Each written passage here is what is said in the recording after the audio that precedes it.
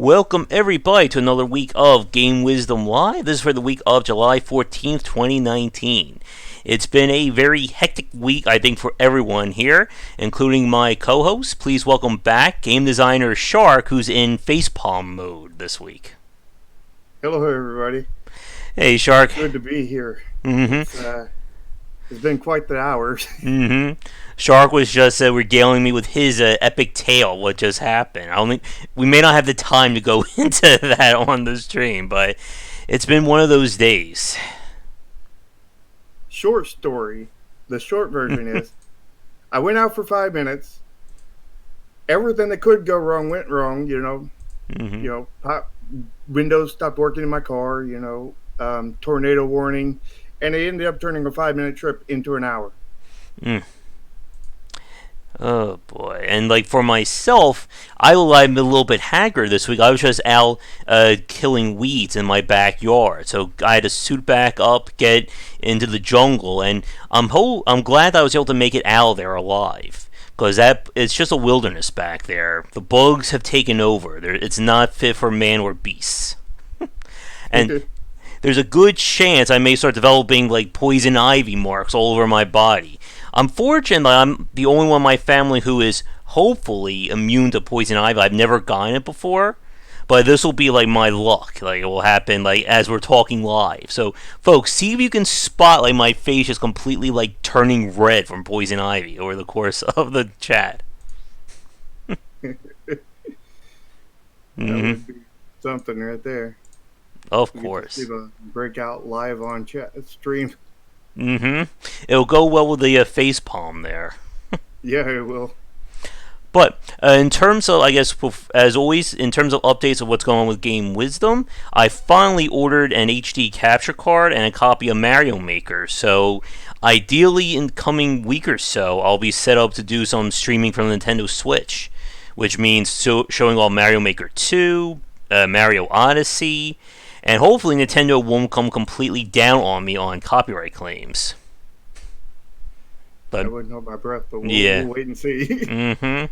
I still need to think of a classic game to play tonight. I'm taking suggestions. Shark, do you have any classic games you want to see me try and go through?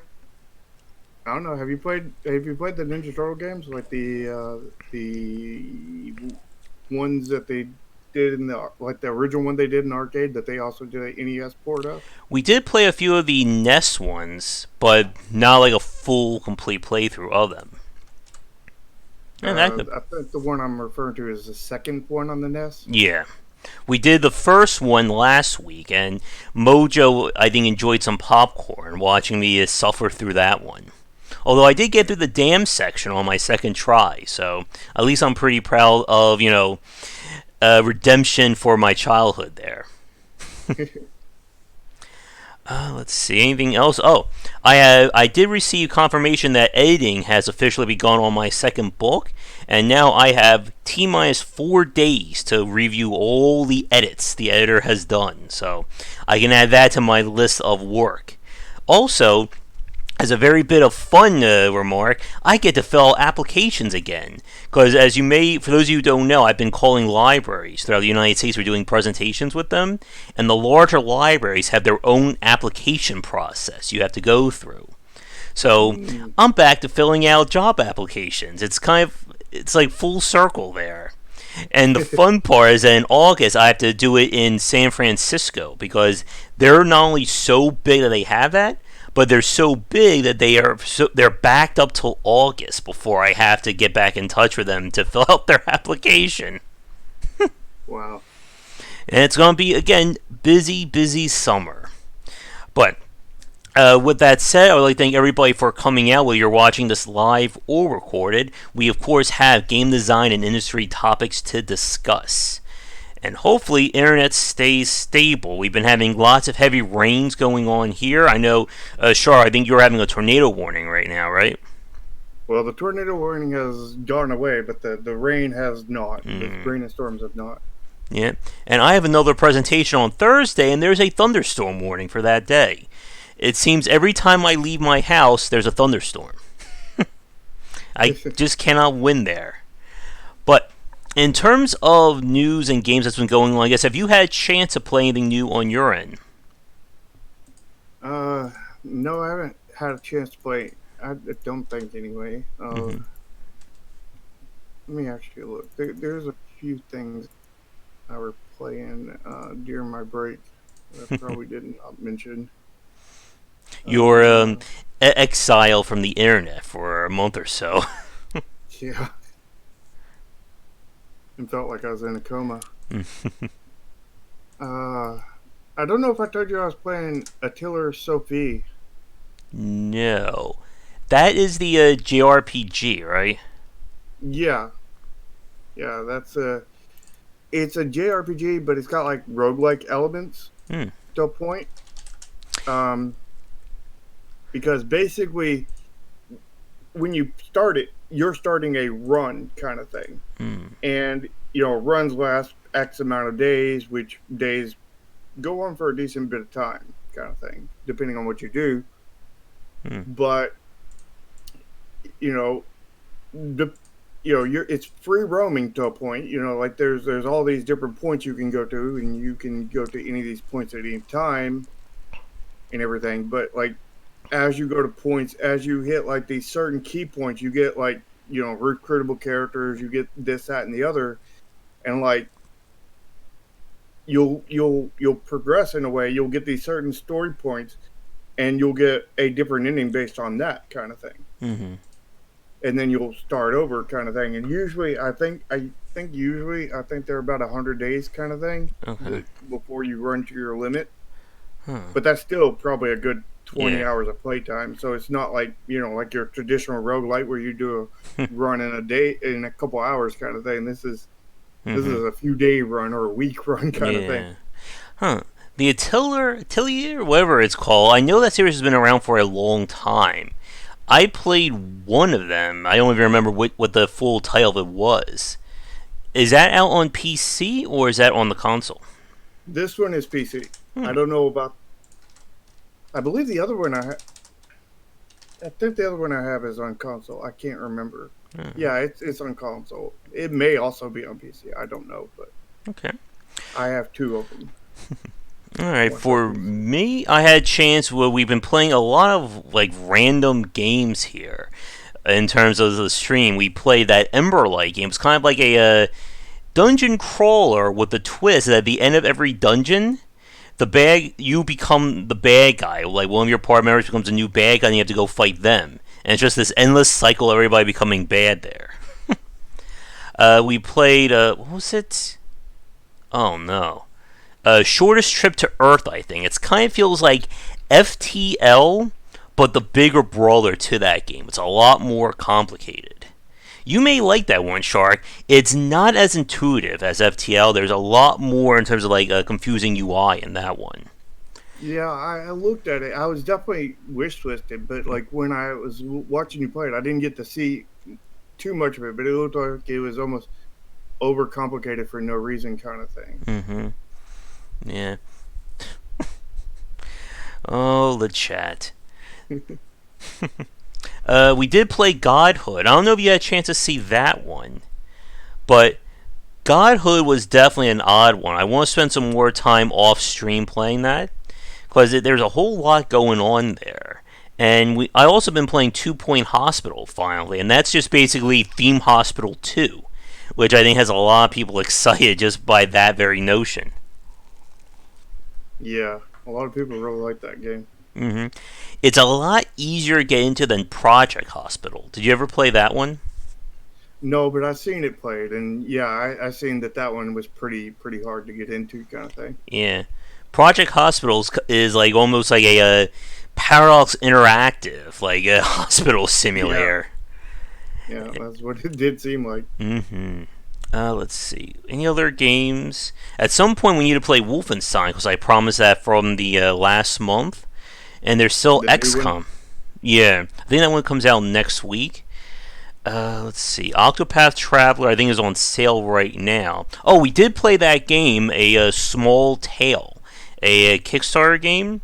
I'm not sure if you were there for that stream, but Oh, the one with the the mice. cat and the mouse Yeah. and stuff. Yeah, I wasn't there for it, but I did watch a replay of it, and that Mm-hmm. it looks amazing. But the thing is like that game's going to do well. I put it that way. Yeah. But when it comes to like the game design, it's pretty cut and dry, Mm-hmm. normal, nothing special kind of thing. But Mm-hmm. the art really sells it. Yeah. You know, and the camera work. They're doing camera work from what you call it. I forget the name of that old school RPG, but I love that camera work. Hmm. It's a lot of them. But the old school RPG that I'm referring to, you know how they did like the whole encounters and they shifted the camera Yeah. behind and then they would shift it. They got that This. from that game, and but that game did it a lot more exaggerated and bigger kind of thing. Yeah. I'm thinking of the Seventh Saga. Are you thinking of that one? I think that could be it, but I don't remember. Oh, that was a crazy RPG. For those of you who never played that one. Yeah, but yeah, But that game, yeah, the Kickstarter succeeded, and yeah, I think that is looking like it's going to be another very big game to watch out for whenever it comes out. yeah, but again, it's gameplay wise, it's just your standard Yeah. RPG kind of thing. But like they really made themselves stand out with the art. The art is amazing Yeah. kind of thing, and the camera work that Mhm. goes along with the art kind of thing Mhm. just makes it stand out even farther. So Yeah. The again, that goes back to that old subject that we Mhm. talked about. Where gameplay versus appearance kind of thing, and Mhm. the gameplay is what keeps people there, but it doesn't get anybody to buy it. Yep. What gets them to buy it is the appearance kind of Mhm. thing. So, Yeah. you could have the best gameplay in the world and the crappiest art. Yep. It'll be an amazing game that everybody will like, give it 100% ratings on Steam, and not sell but 100 copies. I'm not referring to any specific game or anything right there. Mhm. Where, other games that look amazing But have. that have really crap gameplay. Mhm. Like I know of a few that you were really disappointed in. Something Mhm. about a cemetery kind of thing. Yep. You know, really amazing art, really Mhm. kind of crap on the gameplay, but they did super well. Yep.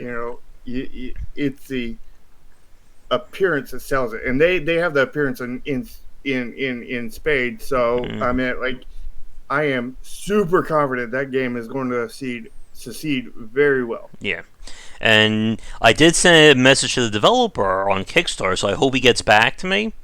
And I'm still on the hunt for Mason Lindroth, the creator of Helix. He is just. We were talking about this on the Discord last week. He is just basically like a hermit. He is somewhere in New Jersey. That's all I know. But he does not answer like any emails. He just disappears for a few years, releases a weird game, and then disappears for a few more years. Huh. I don't know. Maybe we'll find him someday. He could very well be next door to me right now, and I may never know it. That would be funny. Mm-hmm. But yeah, that small tale. I think, as you were saying, Charlotte, I'm a very big sucker for games that do interesting things with scale and perspective. So that whole scene when the exterminator shows up, I was just loving that in terms of like that animation. Yeah. And that animation was very, very easily and cheaply done because all they did was just Mm-hmm. one still image of the guy, and then they just Yeah, did a little camera bounce kind of thing. yeah. But And again, like as we were saying, like it's like the stuff that we talk about that we're gushing over. It's not insanely difficult to do, but it it's just fairly really easy. yeah, but it just shows that extra work. And that seems to be, I think, a very important point when we talk about a lot of games these days, is being able to show people that you're putting in the time and energy into this title.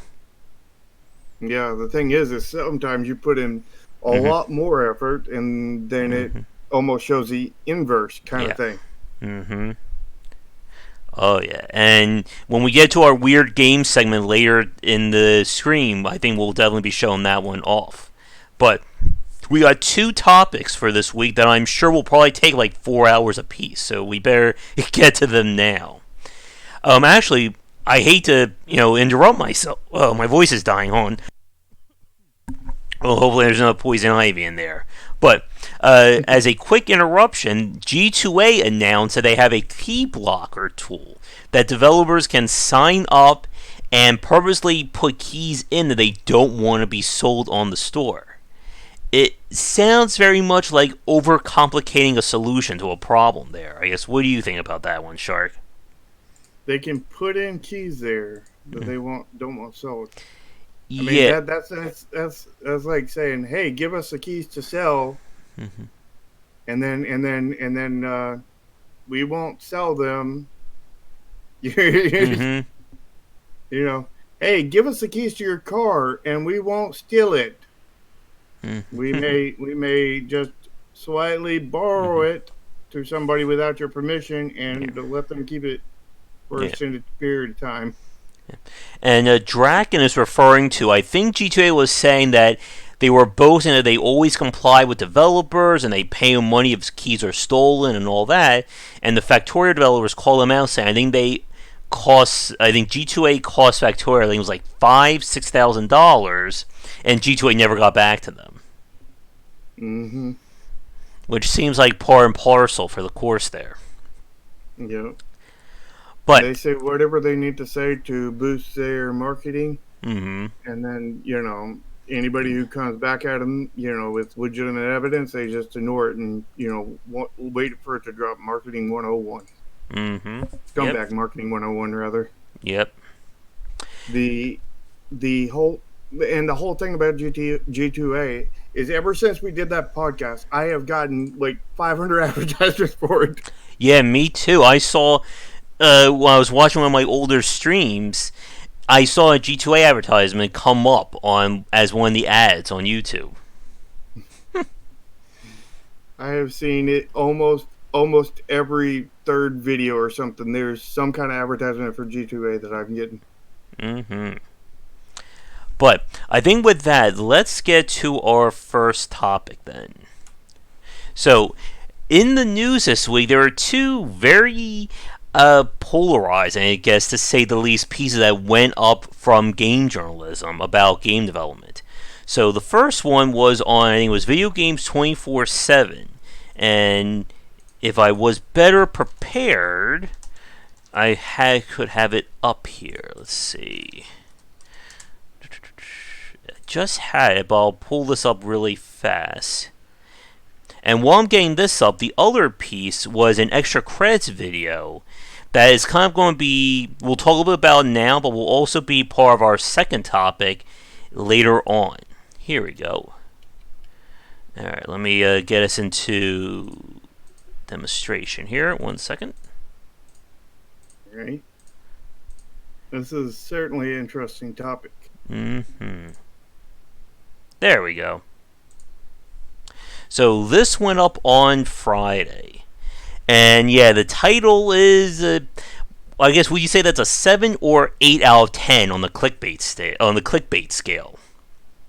I don't know, maybe an 8.5.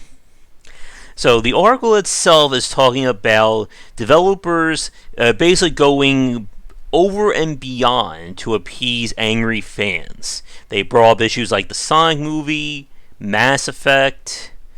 Let's see, Metal Gear Solid 4, which I'm not quite sure. Wait, Metal Gear Solid 4 is the worst game in the series? I always thought that 2 was reviewed the weakest. They actually did, El Gordo. Something about GTA. They did send me an email a few years ago about wanting to do a sponsor for them. But back to the topic, they're talking about developers, racing to deal with issues from fans. I love this one. These people aren't professional game developers. And so the article from the outside doesn't sound like it's a bad thing. But there's just one very big problem here. This is absolutely terrible advice for anyone interested in game development. If you ignore your fans or ignore criticism, you're not going to be in business long in the game industry, especially as an independent developer. And the article, again, seems like, and for a lot of people who, praise this piece, like, come at it from a journalistic or outside the game industry point of view. But the problem that I have with this is that it once again gets back to this disconnect of game journalism and game development, and how the people who cover games, for a lot of them, don't understand what it actually means to make them in the first place. And I'm glad that this was one of the reasons why I waited for Shark to come on, because I wanted to have somebody on who, well, makes video games. So it's not just me ranting and raving for the next 30 to 40 minutes. So I have a thought that I want to share for this, but I'm going to turn this over to you, Shark. Like, what did you make of this piece? Well, I mean, they make some half good points, Yes. but half truths are almost worse than a lie, kind of thing. Mm-hmm. They, and it doesn't seem to have any kind of ill intent behind it. It seems to have ignorance behind it, kind of thing. You as a developer, you always need to pay attention to feedback. Now, there's a certain way you've got to do this, because if you don't do it in a certain way, you're going to wreck yourself in the process of doing this. Because, I mean, they made the point that there are some rather unsavory people out there on the internet that do things, to such stupid levels, kind of thing. But those are not the majority. Mm-hmm. I don't know if they're exactly the minority either, but they're definitely not the majority, kind of thing. Mm-hmm. And then there's so many different levels in between. There's good feedback, and then there's bad feedback, and then there's this isn't even feedback. This is just insults. It's just people yelling at them. Yeah. Now, everything that is just people yelling, people insulting, there is no actual feedback in there. Yeah.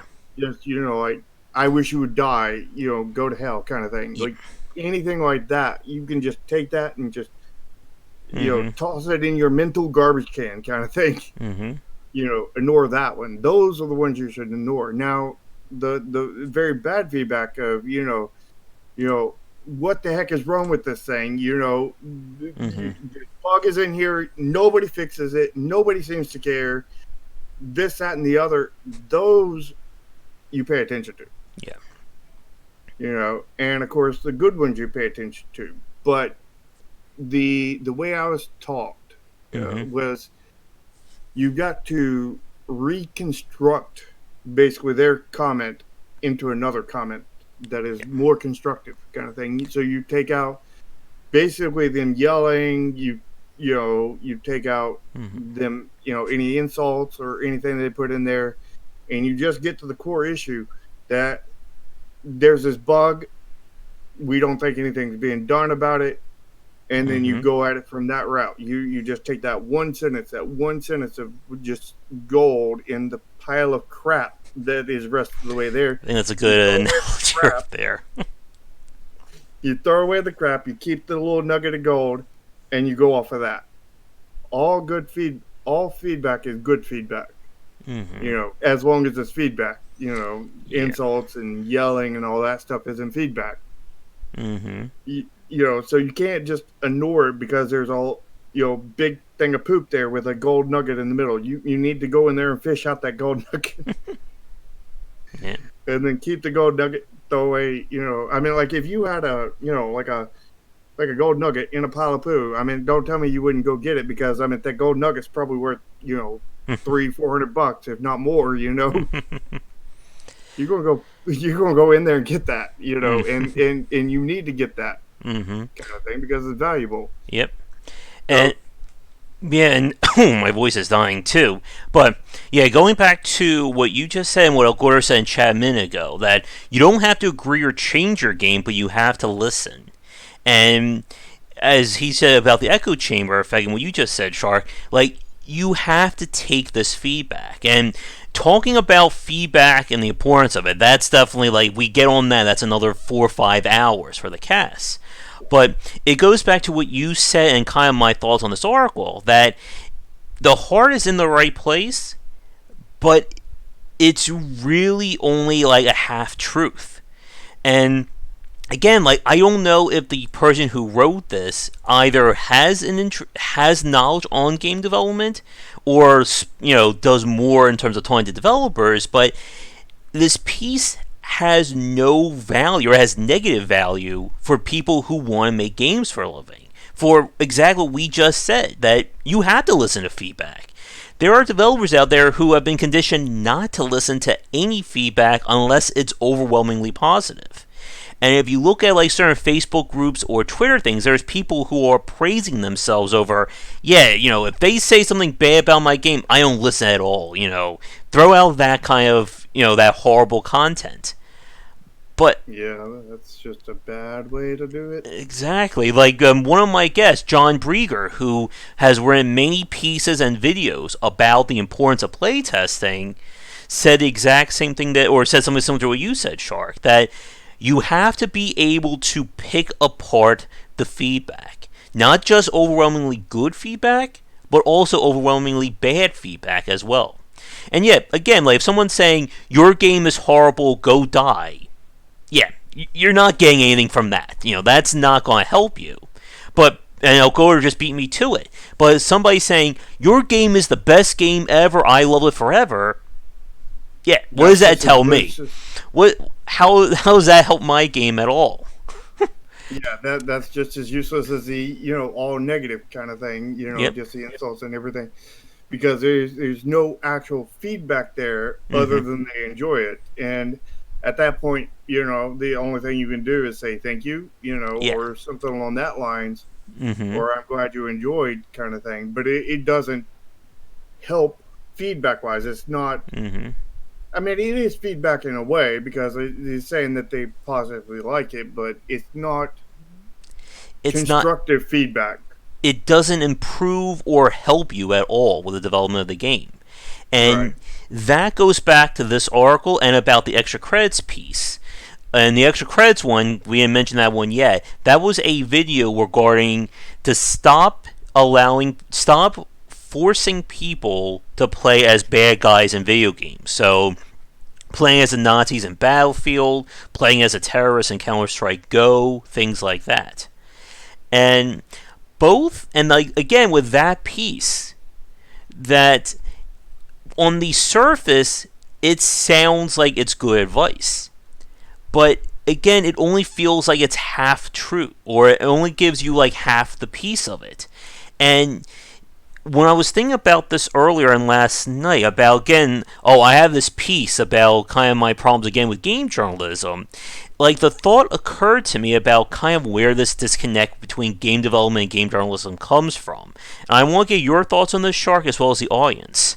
That it does seem like the people, like the majority of people who are covering video games for a living, don't necessarily seem to be writing about game development or writing to game developers. They're writing more to the fandom, but that's not, like, to me, that doesn't seem like useful education for somebody wanting to get into the video game industry for a living. Yeah, I mean, a lot of them I've noticed don't even play games, kind of thing, and we've had some Mm-hmm. snafus happen with that. Specifically on Cuphead not too long ago about somebody not getting through the tutorial kind of thing Mm-hmm. with clear instructions right there. It's like they've never played a game in their life, kind of thing. And I mean, some of them do play games, Mm-hmm. but I don't suspect a lot of them play a lot of games. But Mm-hmm. on the other hand, at the same time, a lot of game developers don't get to play a lot of games Yeah. because we're busy working on our game, kind of thing. Mm-hmm. But at the same time, we play our own video game generally, you know, tons and tons of hours Mm-hmm. generally, to we're sick of looking at it, kind of thing. So I mean, that kind of makes up for it to a point, and we're still getting inspiration from other games, and we're still playing other games. We're just not doing it as often, kind of thing, Yeah. because we're just busy, kind of thing. Mm-hmm. And I have a feeling that journalism has a certain kind of similarity with that. But I Mm-hmm. mean, with us, I mean, with game developers, it's more we need the knowledge so we can make references, Mm-hmm. to go into, to know what we want to do, kind of thing. And then like we get to a certain point, and then it just has its life of its own, Yep. kind of thing. And we don't need references after that point. Well, I wouldn't say we don't need. We don't need. We could use, but we don't need references after that point. Mm-hmm. But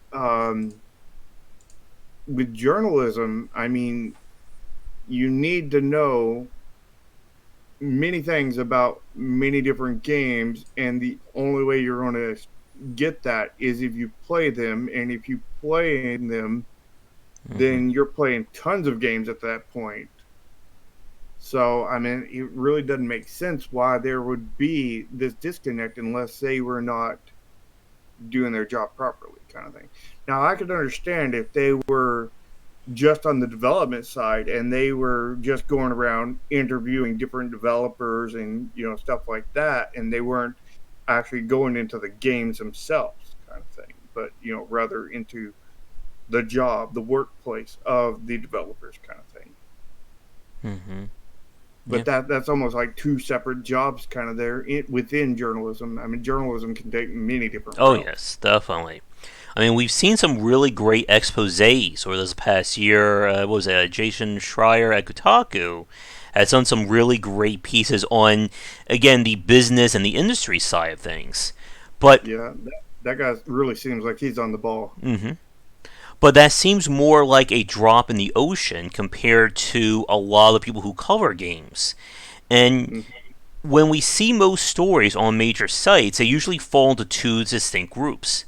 Stories that are written exactly for other consumers or other people covering games, or, fan pieces. And while there's nothing wrong with that, in a microcosm, it's still very hard for somebody who wants to learn about game design to try and learn it by going to a site like IGN or Destructoid or Kotaku or even just watching YouTube videos. I honestly think it's dangerous to have fan pieces and stuff out there, in because you're a news site or a Mm-hmm. news place or whatever kind of news Mm-hmm. thing you're in for the journalism. You're a place for news, and yet you have fan pieces. Mm-hmm. They're just mixed in that Yeah. are indistinguishable for the most part from any others unless people actually know what they're looking at. And at that point, it discredits all your news because I mean, it's like, it's like you go to a restaurant and they're you can order a meal and you'll either get that meal or you'll get, I don't know, a pile of poop. Back to that. It's the Binding And of Isaac cast again. yeah, it is. It is the Binding of Isaac cast. But, So yeah. you get one of the two, and you never know which one you're going to get, but you're going to the same place and ordering the same thing, and it's like, you get your thing, and you're wondering, is this actually poop that looks like food, or is this food that looks like poop? You don't know. Mm-hmm. Yeah. And like we said, like a lot of the pieces that aren't like fan related stuff, but just people worrying about video games, like it doesn't like serve any real purpose towards game development. Like I've seen people write articles about Tom Clancy's The Division being a military pro shooter. Okay, but that doesn't give me anything else. That's not helping a developer because that's what they wanted to make. And like you said, Char, there's a lot of pieces that are on the opinion side that are bolstered up to be, front page newsworthy things that, again, like if you're trying to learn game development, none of that is helping you. Like they only go into why they feel that way, but there's no greater value to that piece. Yeah. My advice would be if you're trying to learn game development, definitely don't be looking at the news kind of thing Mm-hmm. in any way. Even the good news. I mean, the actual news, like that doesn't really teach you anything for game development. That just Mm-hmm. teaches you maybe the bullcrap that is going on in the industry kind of thing Yeah. and what to watch out for if you're already a game developer and you're trying Mm-hmm. to get in kind of thing. Yep. What the ironic thing that I think that you kind of have, I don't think you think negatively of it, but you I don't think you quite understand yourself kind of Mm-hmm. thing. But the number one way that caused me to learn is by doing a game jam, Yeah. and then putting up a little game made in like 3 days or whatever. Mm-hmm. And in that you learn by doing kind of thing. Mm-hmm. Yeah. And I think that was, I think me doing that a few times was more effective than a lot of people that went to college for game development for 4 years kind of thing. Mm-hmm. But, at the same time, when you put those little games up, they clutter up whatever they're on. Generally, they're on like, a lot of them go on itch.io thing. Mm-hmm. Yep. And some of them just go on like a Google Drive and have a download link kind of thing. Yep. Um, but you don't see those things on Steam or anything like that until they turn into full games kind of thing. Yeah. And I'm glad you brought that up because that also brings up the other issue. For a lot of the major sites that cover games, there's very little like actual coverage when it comes to video games. Like I looked on Polygon before I started this, and their front page is taken up by at least I think 5 to 6 articles regarding the Marvel Cinematic Universe, a few movie reviews, and there's very little in terms of covering games like that. And getting back to your point about learning game development, like for myself, it seems like I'm more or less been lucky or been gifted by the fact that I've talked to so many game developers to get their stories firsthand. Like at this point, I've been doing this for 7 years. I've interviewed over, I think we're getting close to 500 people now in the game industry, and that's kind of where I've built up my knowledge base on. But the problem with that is that that's not game journalism, or that's not viewed as game journalism by a lot of places. I would consider that more journalism than Yeah. what a lot of journalists do. Yeah. Like I submitted a piece to IGN about platformer design. It was about Kaizo gameplay, and they never got back to me about it. Doesn't surprise me. Yeah. They don't want they a lot of these news places tend to not want legitimate stuff. They tend to want what brings in clicks because that's Mm-hmm. how they bring in money. And Yeah. that's why a lot of these why they let all these fan pieces up here, because they write them in a way that brings in all the clicks, because normally they say something really stupid in the headline Mm-hmm. and then continue the stupidity downwards, and just a downward spiral. And Mm-hmm. it's sort of like the whole YouTube thing. Like, I mean, there's people on YouTube that do the same thing, to where they're not making a video to be a good video. They're Mm-hmm. making a video to cause trouble, to create drama, to get Mm-hmm. 5 billion dislikes, because to YouTube, a dislike is It's the the same same. thing as a Yep. like. It's just the same thing. It's just a interaction, and a comment is doubling down on that. So like, you piss a whole bunch of people off, get Mm-hmm. tons of dislike, get tons of hateful comments, and you're up there in the recommended section on YouTube, and everybody's seeing your video. You're making tons of money off of the ads because you just started trouble, and then they just go and make a living off of that because Mm-hmm. YouTube enables that, and the journalism and the clickbait and all that enable that Yep. kind of thing. And again, like when it comes to learning about game development, it's still very much a mystery for a lot of people when you're trying to learn how a game works. And like one of my like favorite bits of like ironic twist is that for a lot of the topics on game development out there, if you type them in, I'm usually the only one who comes up on Google when you type it in. And that's annoying when I'm trying to look something up until I do a follow up piece. And I'm like, all right, I want to learn a little bit more about achievement design. Oh, wait, it's my piece. Let me do something about roguelike progression. Oh, wait, there's me again. And it makes it very hard to actually be able to do more research on these topics outside, of course, about getting in touch with these developers. And The de facto source. yeah, but again, like getting back to this disconnect, I'm saying this in a piece I'm writing for Medium right now, that you don't see critical discussions on game design on major sites. You'll see, Super Mario Odyssey made me relive my childhood. Okay, that's good. What remains? The emotional journey of.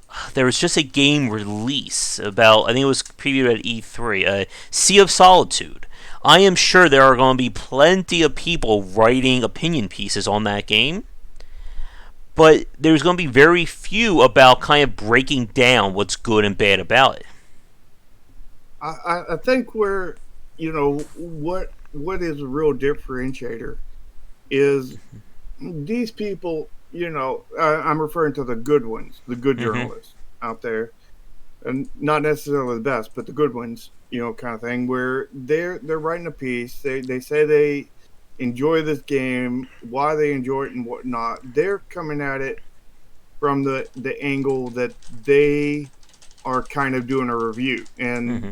you know they don't know exactly why the game is good or anything like that. They know like certain aspects are good, kind of thing. Like Mm-hmm. like I really loved the leveling up system. I really loved this section, but Yeah. they don't know what actually made that tick or Yeah. why that part was enjoyable.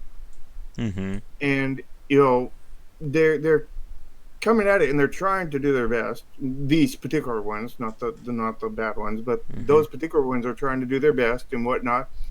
But they just don't have the knowledge, kind of thing, to Mm-hmm. in game development. Where when I talk to you and whatnot, it feels like like almost like you're a game designer kind of thing that was never able to get a job kind of thing in the industry, very much like I was, several years before I actually, made a spot in the industry for me, kind of thing. Mm-hmm. Because I couldn't get a job, nobody would hire me, nobody would talk to me like you know, to get a job as a designer, they wanted you to, they wouldn't hire. The second you said designer, the second they dismissed you because there was too many people that says I have an idea for Call of Duty, but instead of World War One, it's World War Two, and that's my game design. And they like they flourished in the billions like that. So anytime you said the word designer, was the second their ears went into mute mode, and you weren't. Mm-hmm. And when I also went up with the route of writer because I'm also a writer kind of thing, and they're like, well, what books have you published, kind of thing. It's like, I'm not here to publish books, I'm here to publish video games, kind of thing. Mm-hmm. And here's some stories I've written, I'm not interested in looking at it, be published and then we might look at you, kind of thing. And Oh they yeah. they just dismiss you, kind of thing. It's And the ever popular catch 22 that we need to hire someone for a new position, but they need 10 to 15 years of experience doing that never before seen thing before. exactly. And the only way you could really get in was if you were an artist, a programmer, Mm-hmm. or a musician. But like the musician was like a very loose position, you just come in loosely. I mean, how pretty much disposable they made programmers and artists now, kind of thing. And they were probably more disposable back then. And they were, even at that, you had to have a lot of qualifications to get that, normally degrees and everything. You can get by with less degrees and stuff now than you could then, but then it was almost a absolute requirement, and I couldn't go get a degree or anything, so all that was out of reach.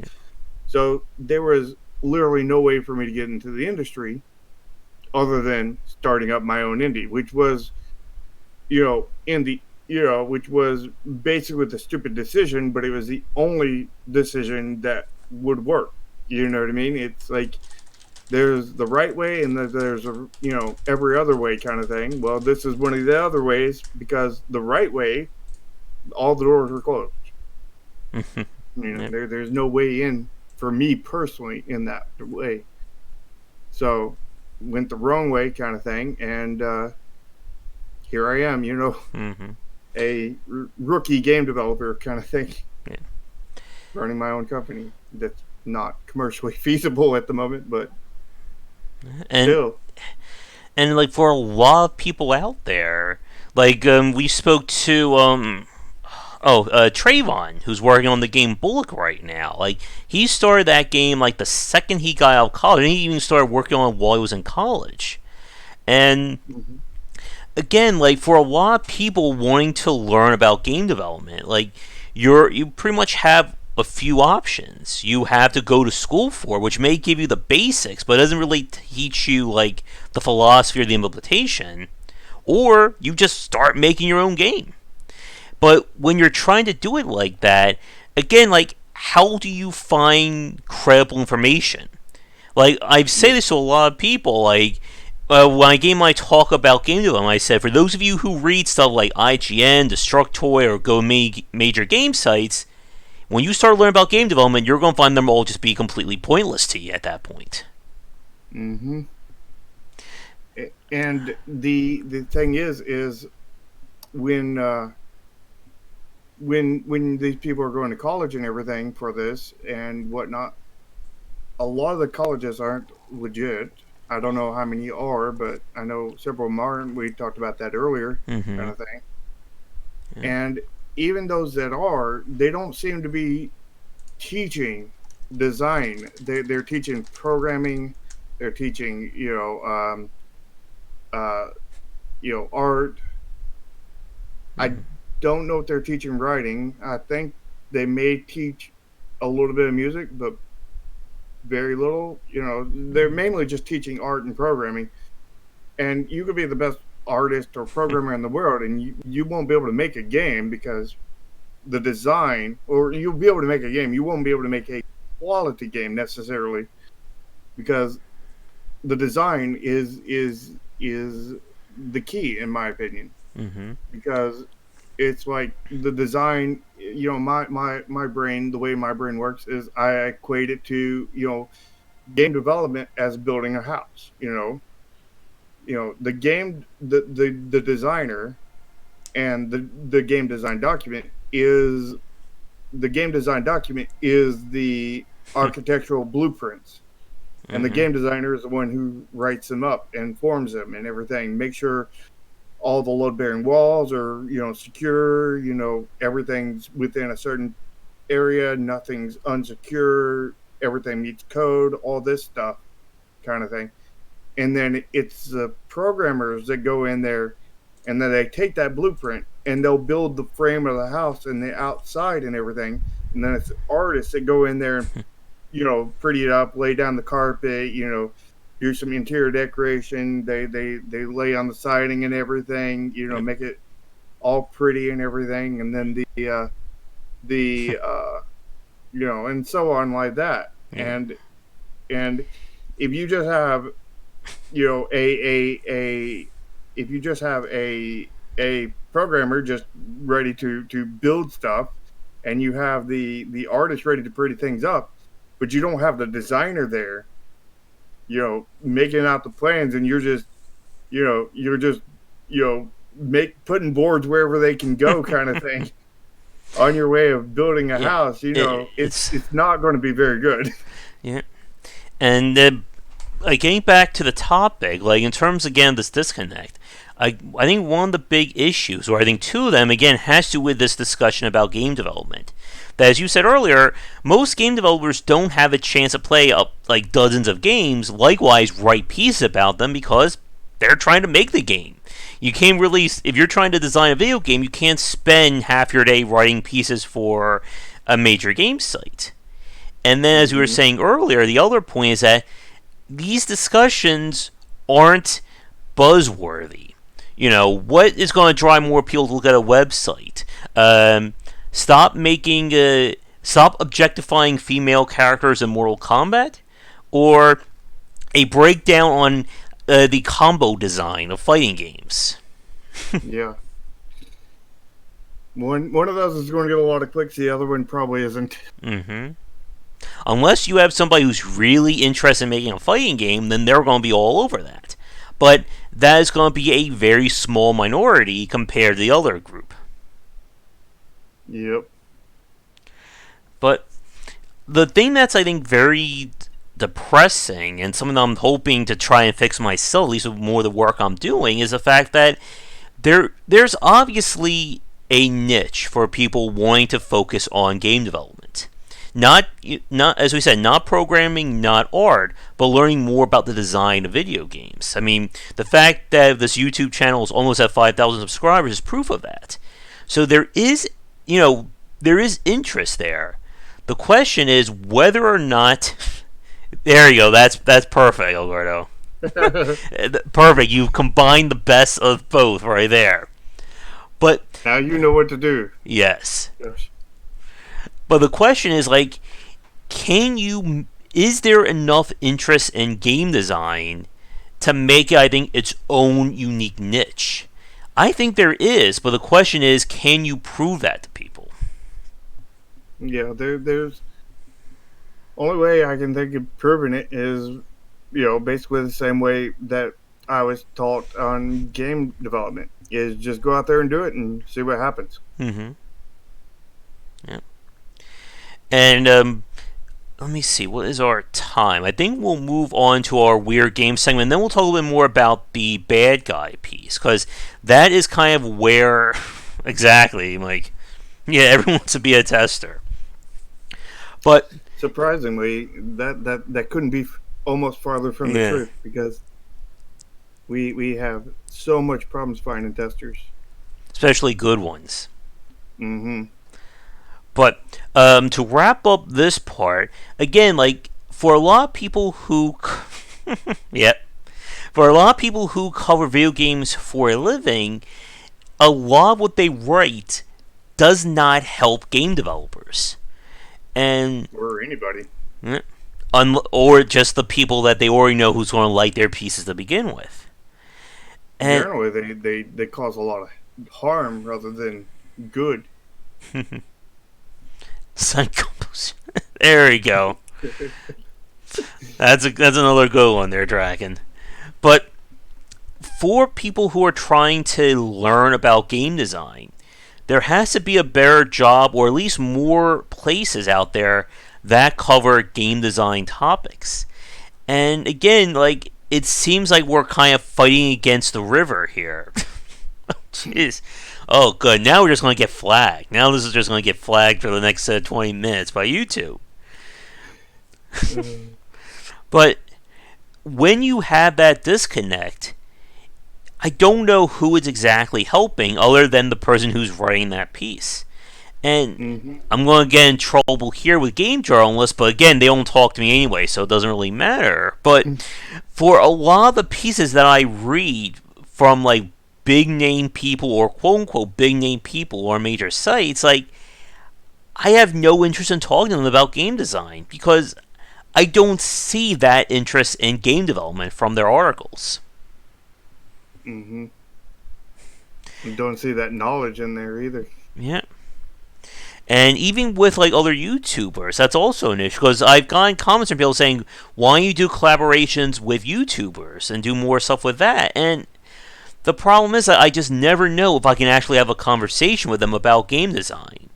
I've spoken to a few people who send me private messages saying, yeah, I want to do a video with you about, our favorite roguelike games. Okay, but what else? No, that's it. Okay, it's not really giving me anything more to jump on there. That's just a top 10 list kind of thing. Yeah. Like, I'll talk to a developer about roguelike design all day long. I've been having the itch to send Chris Barassa another email from Darkest Dungeon because I want to know more about that game. But yeah, that's a developer who's working on a roguelike. Like, I can get a lot out of that. I can't get a lot from someone whose only knowledge on the genre is I played 50 hours of FTL. Okay, Yeah, and I love it. yeah, it's the best game ever. 10 out of 10. Yep. I mean, there's gotta be a middle ground, and I'm hoping that as more and more game development gets recognized or credible, that we'll start to see that. I think like one of the most like annoying things was from that show. Oh, you're gonna love this. If you haven't heard of it yet. There's a show on Disney XD. We talked about this before. Uh-oh, I can't remember the name of it now. Where they get a bunch of YouTubers to play video games and they show like random clips of them. Oh, jeez. Oh, Player Select. That's it. Oh God, no, Draken. That's the Nickelodeon show. Yeah, I don't think we're gonna be having too much of a game design discussion on that. But again, there are people out there who think stuff like that, or the articles on major game sites, is the heights of game discussions. And unfortunately, like, I would love, that would be hilarious if someday like I'm on that show, in between a skip of Markiplier and a Jacksepticeye, there'll be a video of me talking about game design. It'll be like going from I don't know, watching like a Michael Bay movie to watch like one of like those Ken Burns documentaries on like PBS or Netflix. Imagine if this exact moment that we're talking about right now is the part that's in there. Oh, that would be some Inception level stuff right there. Oh man, but I think that is a good point to end this section on. So let's get to our weird games, and then we'll talk a little bit more about the extra credits piece and kind of try and delve more into that. But as always, it is time to see what craziness is coming out. Oh, I forgot. In terms of disappointing games, I played that Soul Seraph game. I don't know if you saw that. It's the spiritual successor to ActRaiser. Yeah, I've seen at least part of it. That was just very disappointing, I'm afraid. But that's another 40 minutes if we get to that. Alright, let me bring this back. That game looked kind of all over the place. Mm-hmm. Alright, there we go. Let's see what is coming out. Let me know if the image works for you guys watching.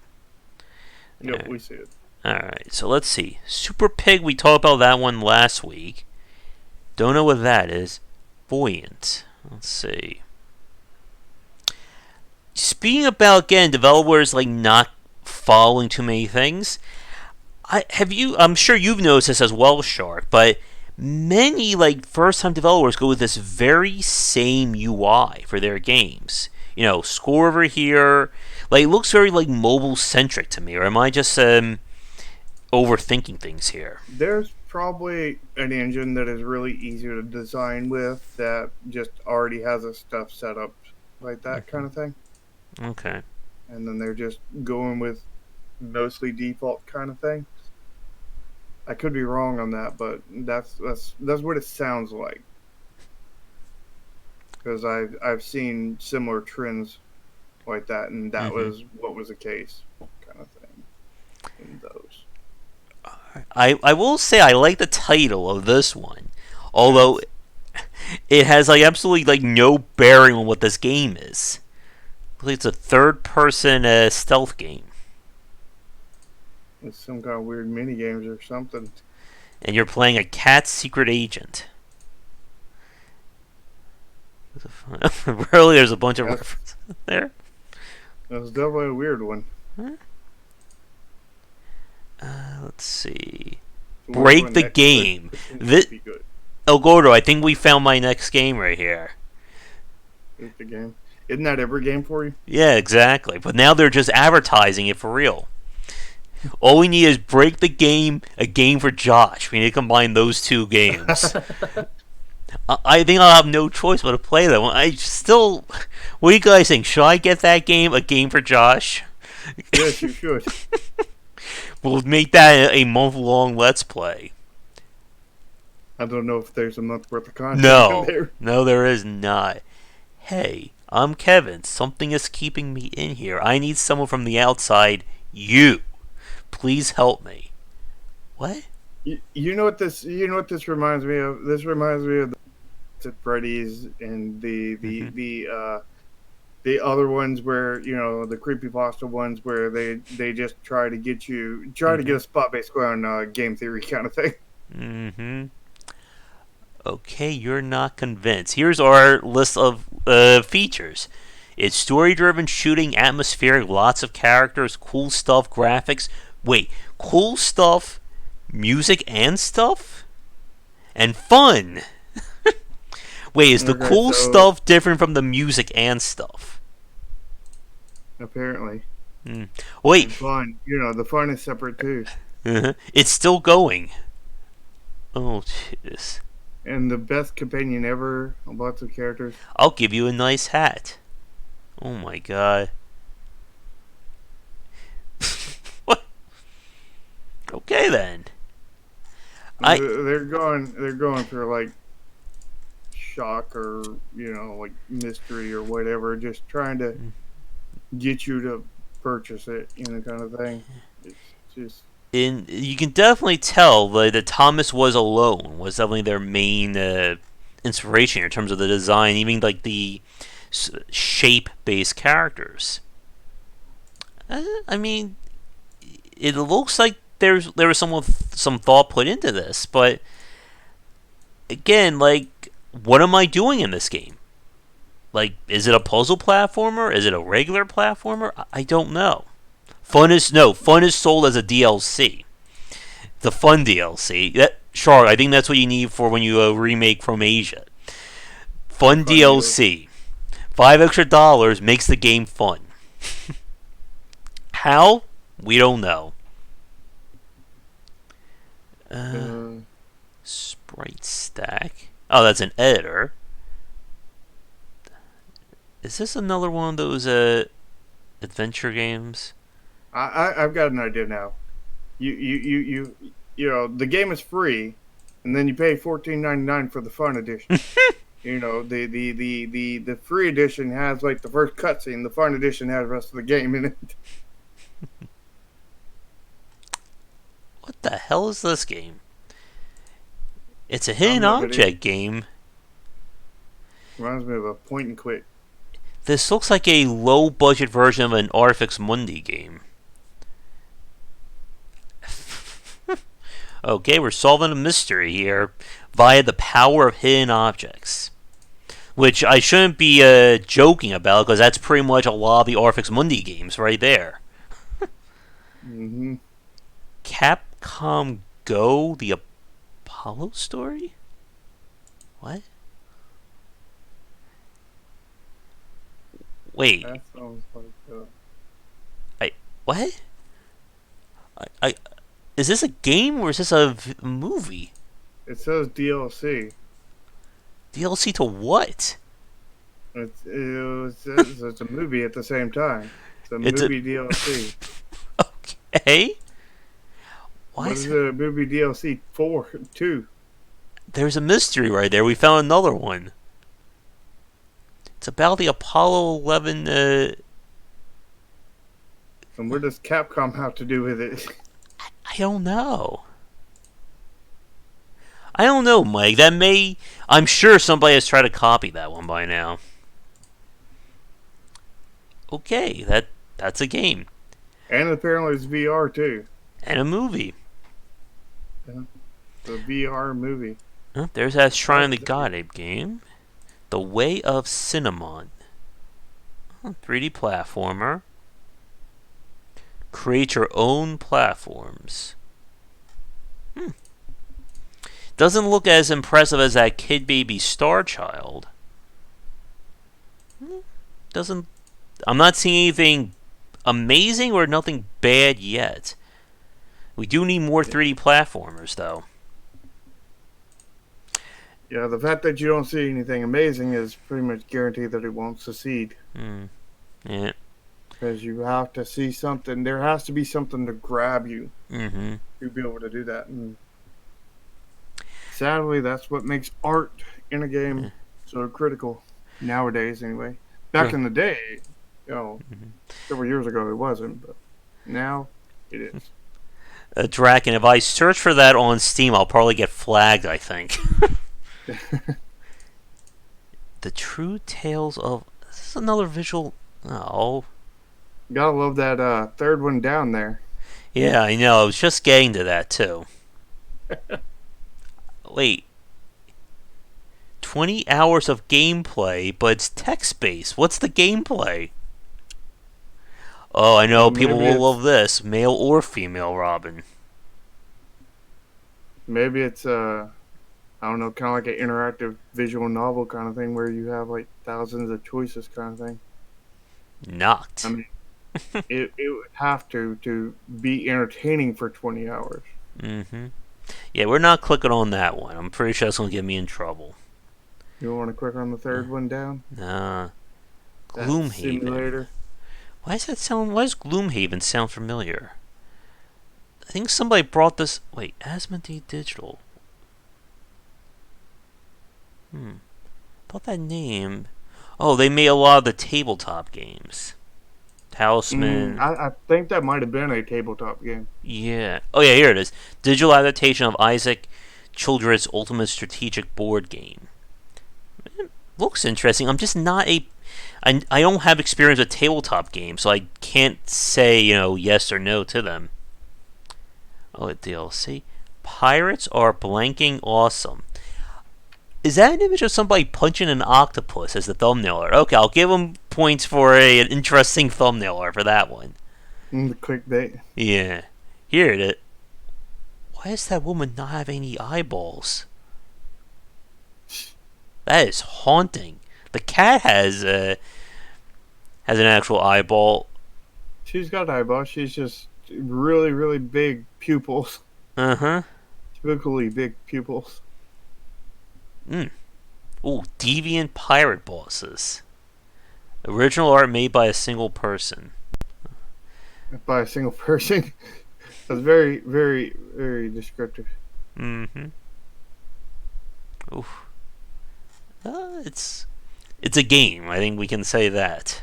Or is it? It might be. Card Dungeon. Ooh. Oh, it's all in Japanese here. It looks like a roguelike? CCG? Maybe gotcha. Could be. I'm seeing multiple currencies up there. Yeah, that seems like a gotcha game. Are we still in this week? Yes, we are. What? This better not be a match 3. Okay. Oof. If it was a match 4, you would have been just proven wrong just enough. Yeah. What? Again, I'm not sure what you're actually doing in this game. It reminds me of that Bingo Dingo, that dog game that I played. It was like one of like the worst platformers I played this year.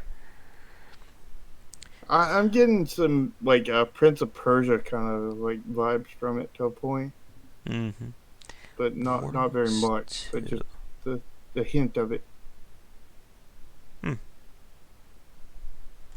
That pixel art doesn't look too bad for this one. Yeah, Warlocks that one looks pretty 2. attractive. That's actually really impressive. I like the backgrounds in some of these places. Mm-hmm. Hilarious. And this is a game that's, just off of the images, is a lot more likely to see. We can only see the screenshots. You know what I mean? We can only see the videos that they put up. That's what sells you, initially. So just seeing that is what, we're already attracted to this game because it looks good. You know what I mean? Mm-hmm. We have no idea what kind of gameplay it is. We just know that it looks good, kind of thing. And it's like, yeah, I'm interested. Yeah. Alright, I'll put in a request. We'll see what happens. That Streets of Rogue game, though, just turned out very disappointing to me as well. Speaking about, like, games that were disappointing this year. Yeah. Super Life RPG. What in the world is that? Which one? Oh. Ooh. Wake up, get money, sleep, repeat. Oh, jeez. I know this kind of game. Yeah. This is like your general itch.io kind of game. They can Oh. be fun, but they're not exactly like something I would pay for kind of thing. Mm-hmm. Shark. If you see right there where I'm highlighting, the game was old 10 years. Oh no. I know you love that. I retract what I said about it possibly being fun. Mm. Like 5 years, maybe, but 10, nope. That's been in development hell. Mm. Project VR, Gladiator, The Grimini, Now, if you came up Horse. with the idea for it 10 years ago and didn't make it until the last three, that would be a different story. What? I. This is another one of those games that's hard to tell. The pixel graphics don't look too bad. Yeah. It looks like it's a puzzle platformer. Play over 10 minigames. Looks interesting. Again, the art Mm-hmm. looks interesting. It's always the key word nowadays. With Is some that? Guitar Hero kind of thing there. Yeah. Is that Jerry Seinfeld right there? I have no idea. Oh, I think it is. What? I just Okay, I'm gonna. that's weird looking. Alright, I'm gonna take a gamble on that one. Maybe I'll get the approval by the end of the stream. Alright, one more page. Not a prank. Ooh. What? I'm down on this game just from the name. Oh my god. Apparently, this person does not like clowns. A lot of people don't. But Oh, good. There's a lovely title, which I'm not going to be saying. which one? Mm. The one that ends in tail? No, three Oh, up.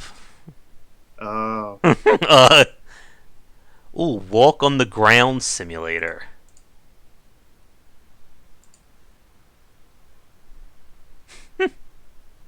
Wait, this small game is phase one of our development. So it looks like they're really trying to go for like a Minecraft. Mm.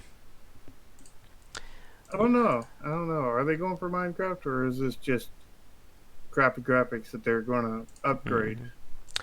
I heard the Switch Lite Dragon. What's the Switch Pro? Do you know what that is, Shark? I don't think there is a Switch Pro. I think it's the regular Switch. Mm. The Switch Lite is just they made the Joy Cons not separable and not dockable,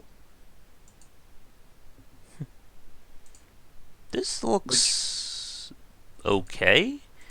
which Puzzle. takes every point out of me for buying a Switch. Mm. Now, if they did the inverse to where it was permanently docked Mm. and there was no Joy Cons, that would be I would be in favor of that because like if I were to buy it, I would just use it as a console.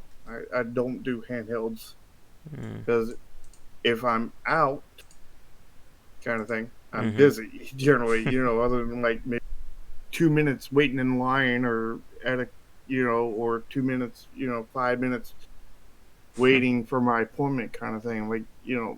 besides that, I am busy if I'm out. So, and if I get home and I'm gaming at home, I don't want to be playing no little tiny screen. You know what I mean? Yeah.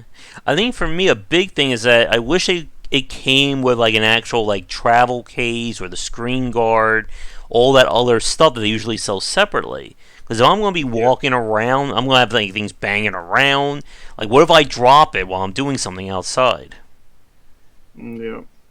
All right, And but plus, it's so big and heavy that mm-hmm. I mean, it's not heavy, but like to put it in your pocket and carry it around with you all day. I mean, it's big and heavy. Yeah.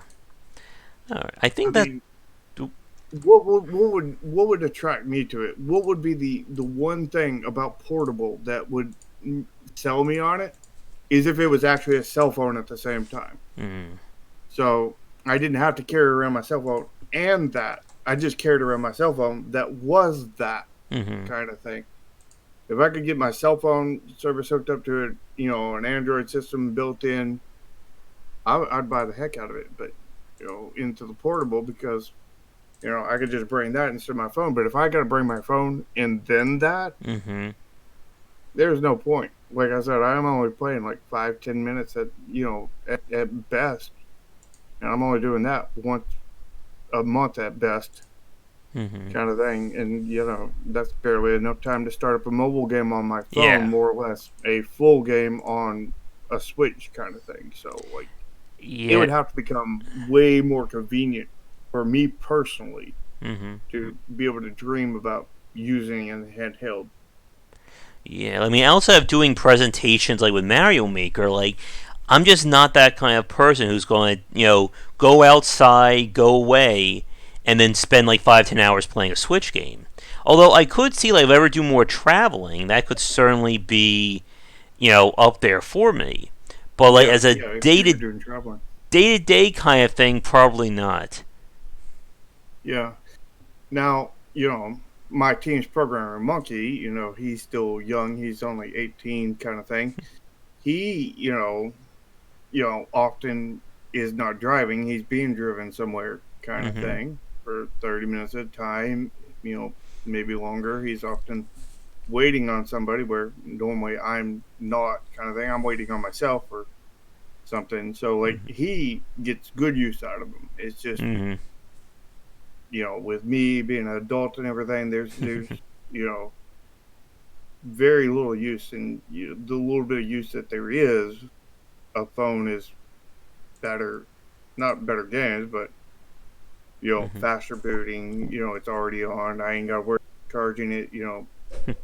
All this kinds of stuff. So like, if it was built into a phone, I would be interested Yeah. for the mobile side. Otherwise, I'm just strictly interested as a console side, and this white version is just strictly mobile, and it's like, But I'm sure there'll be lots of kids who will enjoy that as well, like being able to get, when they're out and about, school, stuff like that. Oh, the teachers are gonna love the Switch Lite version, I bet. yeah, that's I think their target audience is the kids, because specifically the younger kids, like the 2DS kind of thing, to where it's got less breakable things, Mm-hmm. less breakable parts, Yeah. more solid construction kind of thing. There's less options, but it's more beefy and more subject to being beat around. So I think that's where it really gets its audience from, and I think it'll be a relative success because of the success of the 2DS. Mm-hmm. I would just consider it basically the 2DS version of the Switch, kind of thing. Mm-hmm. All right. But I think with that, let's get to our final topic. We'll spend about maybe 15, 20 minutes on it, and then we'll wrap it up for the week. And let me turn on the recorder on that side. But I think you're selling this part short. yeah, we'll see how long this gets. But the other piece that kind of brought up a lot of discussion this week was an extra credits video regarding the idea of normalizing playing the bad guy, and more specifically, playing real world bad guys. And their argument was for games such as playing as the terrorists in Counter Strike Go, or playing as the Nazis in Battlefield, and I think they brought up a few other ones as well. And from our last piece, where we kind of talked about that disconnect of game design and game journalism, the heart is in the right place, but it didn't really go too much further than that. And I guess for you, Charlotte, what did you make of it? I think they brought up some interesting points, kind of thing. Mm-hmm. Like, I can understand where they're coming from and whatnot, and they do make some valid points and everything. And it's I think their most valid point is this isn't necessarily wrong, but we could do way better, Yeah. kind of thing. That from that point, which is what it seems like everything is trying to circle around, even though Mm-hmm. they didn't try to like highlight that part. That seems what the whole thing is aiming to be about. And from that, yeah, I mean, we could definitely do better. And as game developers, we should definitely be trying to do better because we should always be trying to do Mm-hmm. better. But of course, the problem, though, as we said in the last part, is that they kind of stopped there. They said we can do better, but didn't really offer anything more on that. And Well, that, they said a few ways that we could do better, but not much. yeah. Just instead of playing as Nazis, you play as you know like they do in military, training exercises. It's Mm-hmm.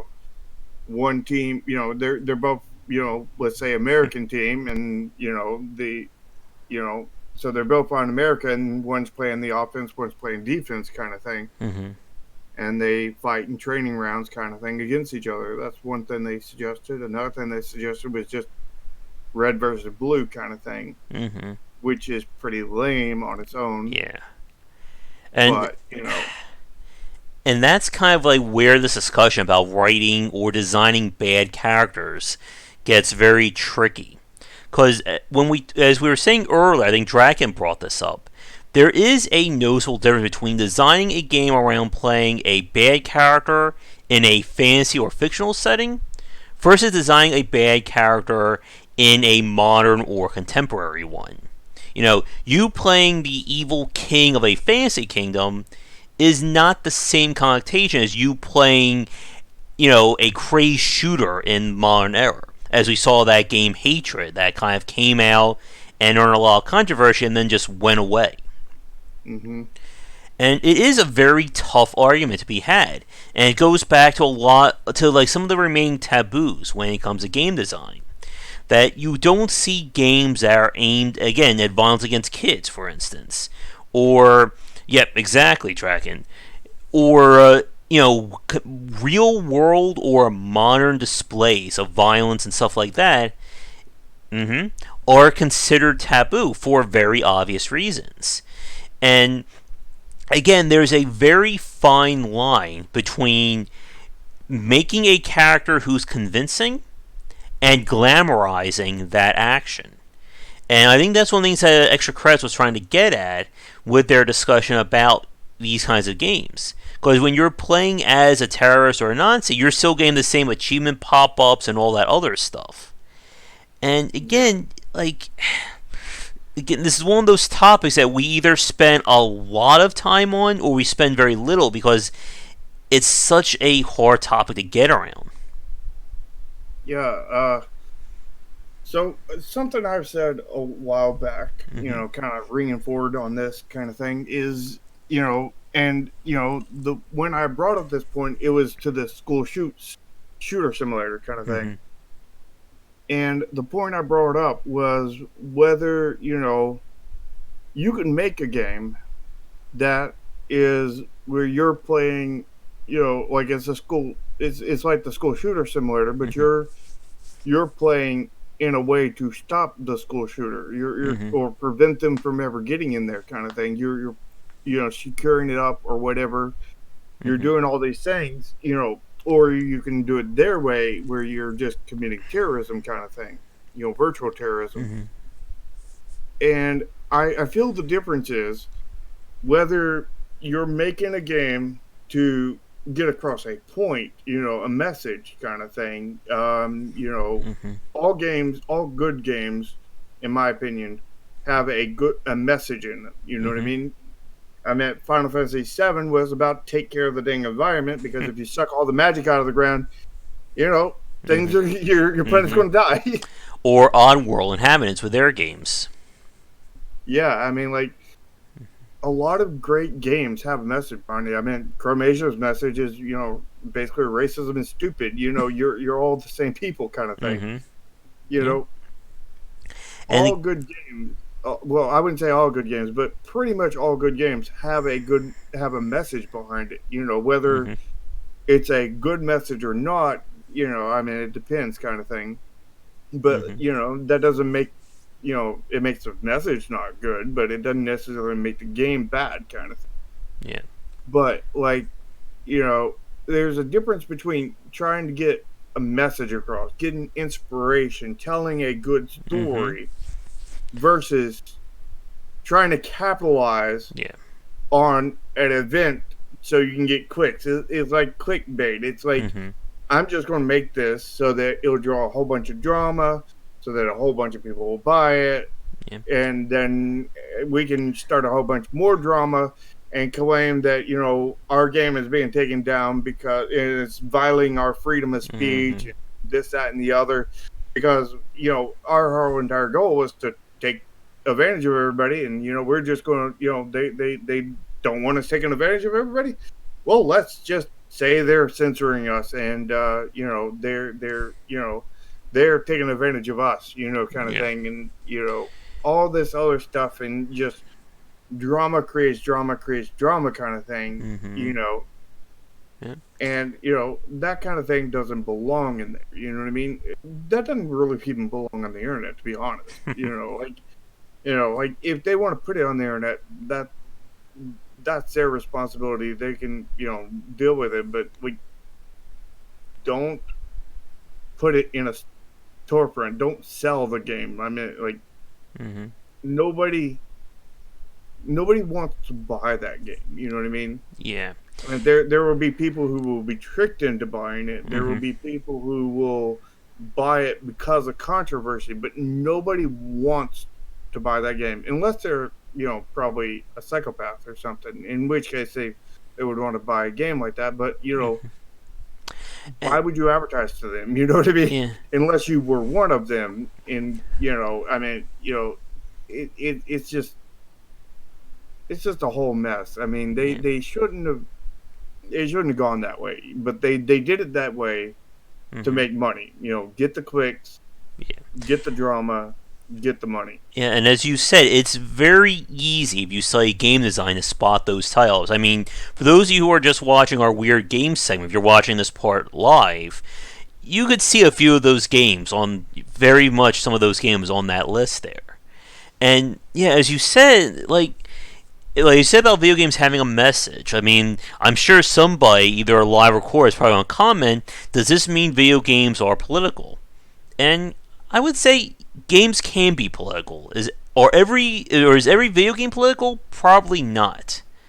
But like say that games aren't, I think is kind of misleading there. I would I wouldn't necessarily say they're political. I would say that games tackle a subject. You know Mm-hmm. what I mean? And when we look at politics, I mean, Mm-hmm. politics isn't really about the subjects. It's about whose side you're on. You Yes. know what I mean? And in games that cover subjects, in my opinion, aren't political. The Mm-hmm. political is whose side are you on, kind of thing. I Where do mean, you see where this game is going? It's the same thing with when we talk about the Division, for instance. There are people who have written pieces about that game attacking, the pro-military, the right-wing fantasy of like that kind of Tom Clancy story. And then there are people who are like, I don't care about that. I'm here because I'm looting and shooting. hmm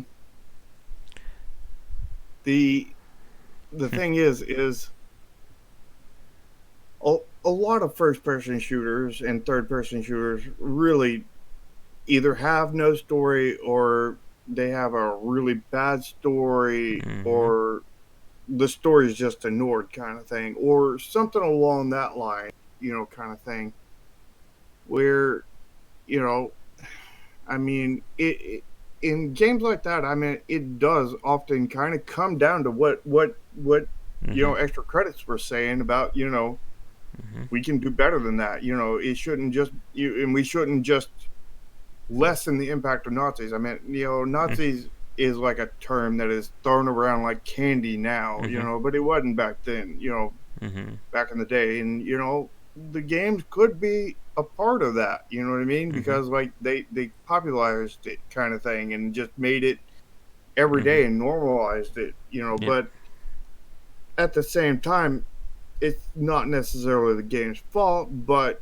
Mm-hmm. at the same time, they did nothing with it. You know what I Yeah. mean? They did Mm-hmm. maybe a little crappy story. They did maybe a little bit, this, So Mm-hmm. I mean, it's definitely their fault, but I mean, they didn't necessarily mean anything bad by it at the same time, but it was just low effort. And Mm-hmm. I noticed that from a lot of games like that, a lot of FPSs. I mean, there are exceptions Mm-hmm. to that. I mean, like, Doom, Wolfenstein, Mm-hmm. Halo, these really like put in the effort, but like, your Call of Duties and stuff like that, they're formulaic, Mm-hmm. they're most of the time, Call of Duty, 6 is the same thing as Call of Duty 5, just with different maps Yeah. and maybe a couple different guns, or maybe just completely different guns, Yeah. kind of thing. And just new maps and new guns, kind of thing. It's Mm-hmm. a mod, essentially, Mm-hmm. But the only difference in there. But, like, mm-hmm. those kind of things, normalizing it is not a good thing, but it's not Mm-hmm. it's not necessarily bad on the part of the developer. It's just lazy, Mm-hmm. irresponsible, and Mm-hmm. and uncaring kind of thing. Like, Mm-hmm. I mean, like, there's so much material in like the War Wars and stuff that you could make an amazing story. There's tons of Oh amazing yeah. stories out there, but they did pretty much exactly nothing with it. Yeah, like something like that developer I spoke to, Luke Hughes, is working on Burden of Command. That he's telling a lot of personal stories about soldiers in World War II, and a lot of that stuff is very deep and very disturbing things. And he's trying to make it as respectful as possible with that. Dragon just brought up another really good one, This War of Mine, that dealt with what it's like to be in a war, but on the civilian side of things. So yeah, there is room to do a lot more in terms of expanding on this concept or expanding on these themes. But as you said, Char, as I'm sure everyone else has said, a lot of video games go for the lowest common denominator. The Michael Bay interpretation of World War II. Mm-hmm. But there's a point about like the extra credits said that it is or hitting on. I want to get your thoughts on when they were talking about trying to, not sure the term to use, like trying to, I guess, explain to people that these characters are bad, or trying to put more of a context into the video games. I Mm-hmm. Again, like we're talking about a game like This War of Mine, Papers, Please, and a lot of the smaller titles that really focus more on that story. That's easy to do, but like going after something like Battlefield, for instance, or Counter Strike, like I just don't know if those are the right. That's the right platform or the right medium for those kinds of discussions. I would say, I mean, like, I would say it was the right platform for those discussions from the beginning, but Mm-hmm. now that they've ignored them for so long, Yeah. it's not. And at that point, they're just rehashing the same thing over and over, Mm-hmm. the same, irresponsible, lazy thing over and over, Mm-hmm. kind of. And they should, like, honestly, if they wanted to be responsible, they would either start to cover it, which would probably be not a good thing for them, Mm-hmm. or they would go like into fantasy kind of thing, or into like something, not necessarily fantasy. I mean, it's technically fantasy, but it's Mm-hmm. more realism fantasy, like the future kind of thing. The future, this war versus these people Mm-hmm. versus these people kind of thing. Yeah. And get away from, actual historic ones, but they're not. Mm-hmm. There's no reason for them to, and No. other than being responsible kind of thing, they're not interested in doing that, I don't think. Yeah. And I think this is one of the things I was saying about this piece. I think this may get me into trouble, but we'll see. That it sounds like talking specifically about Battlefield for a moment. That it sounds like for the people who are complaining about this that they're trying to have their cake and eat it too in a way. Because a lot of the people who argue about Battlefield saying, who cares about realism, who cares about, having this, it's just a video game. When they were arguing the whole point about having women on the front lines and the very bombastic trailer for like the very first, I think, the E3 reveal for it. And now people are saying, but now it has to matter. We have to ground in all that. And it just sounds like people are throwing mixed messages. My thoughts on that is, if they're going to go off of history, they should go fairly as close as they can. Not like totally to the point of realism, but they should go a decent bit towards realism, because like a total rule game is no fun kind of thing. But they should go fairly close to realism as much as they can kind of thing if they're dealing with history. But if they're not, go wild, you know what I mean? Do whatever you want. It's fantasy at that point, because whether it's future fantasy of this current world, or it's whatever, dragons and demons and stuff, just go wild kind of thing. But if you're going off of history, if you're making a history based game, base it in history. I mean, now, it doesn't have to be 100% accurate, but base it there. Have a solid base. Yep. And again, like we said, like with something like Battlefield, like they could have done more in terms of, I guess, talking more about these issues when it comes to the Allies versus the Nazis. They didn't. And for a lot of people who play Battlefield, I don't think they're really thinking about this game as Allies versus Nazis. They're thinking of it as, I'm fighting 50 or 100 other people on this crazy map. And like as we said, like if it was like this from the very beginning, like if Battlefield from day one, or when it started to become really popular, really focused on trying to explain the history of things, it would be a different story. But it's also that same issue when developers try to change games or change things dramatically to appeal to new audiences, and it kind of seems out of place in some cases. Like, I'm not sure if you saw the story, but they're removing cigarette smoking from Gears of War after the Truth Campaign wanted to argue about them. And even as somebody who hates cigarettes, that just seems very odd to me. Yeah, it does. I mean, the thing is those games, the ones that focused on the history, they should just, it's just these people versus these people. Just make up who people it is. You can put cooler weapons in there. You can do cooler things. I mean, Overwatch basically did that. You know what I mean?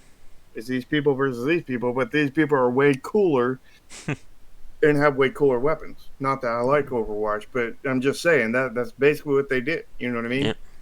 And that brought in a lot of money to Overwatch kind of thing, because they just completely ignored, or they completely removed everything about the fantasy side, or I'm sorry, the realistic side. It is 100% grounded in a fictional world.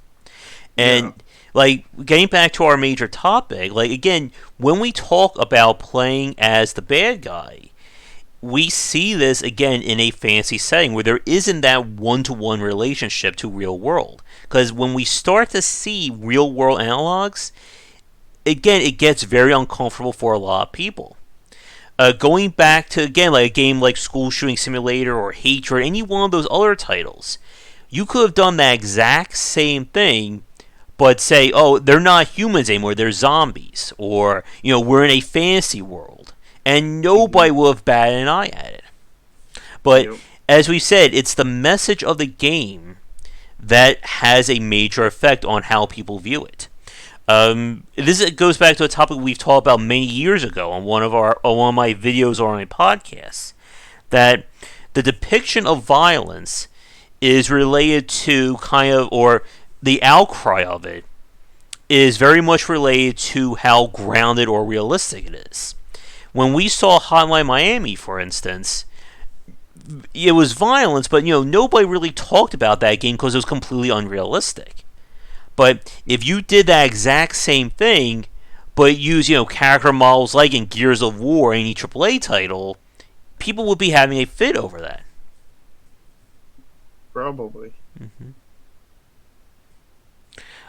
Like, and again, like whenever we talk about games with a message like that, it's a very tough topic to get into. I mean, we are approaching 2 hours into the stream, and I'm pretty much running on empty here myself. And again, it's a topic that it pretty much begs like a few hours of discussions.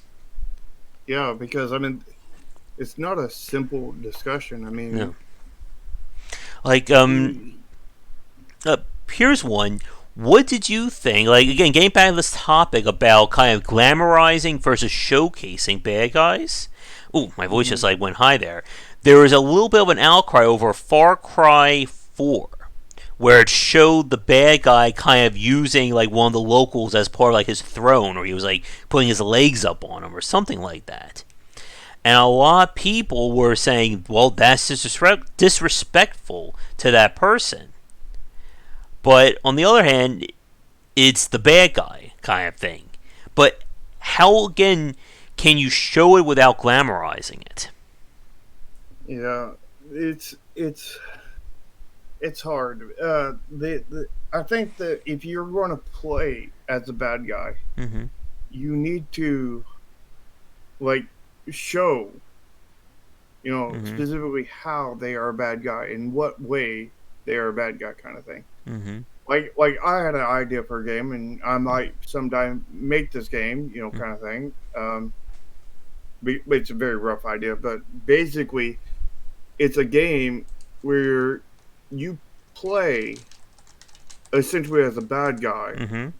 but the whole time you're basically thinking that you're the good guy because you know what you're fighting, mm-hmm. your reason and whatnot. You have a specific purpose, but in the end, you find out that all your purpose, all of this, mm-hmm. was just not misdirection, but well, I mean, it's sort of misdirection inside of your character's point, because you're doing this for the good, mm-hmm. but what you're actually doing is you're not actually doing good. You're fighting the good, mm-hmm. because you're doing it in a way that's bad, kind of thing. You're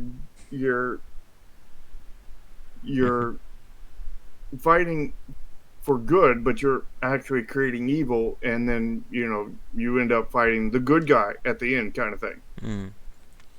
I had an idea for a game a long time ago where you play as pretty much a bad guy who's trying to save the world by teaming up with other people who are evil. It's kind of like a case of, I'm trying to think of the expression I want to use here. Kind of like doing the wrong thing for the right reasons, kind of thing. And again, when we're talking, everybody likes the villain. Like I think, as we've seen in comic books, TV shows, and pop culture, it's the villain that everyone tends to resonate with or tends to look at more than the good guy. We saw very much the same thing in something like Breaking Bad, for instance. But again, like when we start talking about making a bad character or something like that, it's very tricky to walk that line of, it's very easy to make somebody bad. Have him walk around, or have him or her walk around killing everyone. Yep, that's a bad person right there. Very easy. But trying to make it without glamorizing it is very hard to do. As you said, it's very hard to have that message, because at the end of the day, if you're making a game about, or here's my final question, because I'm starting to ramble, I'm starting to get tired myself here, but it's a tough one. Let's say we have a game where you play as a bad guy, 100% bad, not an anti-hero, not somebody who's going to end up doing the good thing like something like an overlord, but 100% legitimately an evil character. Do you make that game have them win at the end? Yeah, I mean, there's not really any right answer behind that. Yeah. The the thing is though is before you even get to the ending, what I'm picturing is you just go around shooting everybody, and Mm-hmm. it would just feel like your regular game, kind Mm-hmm. of thing, going around shooting people.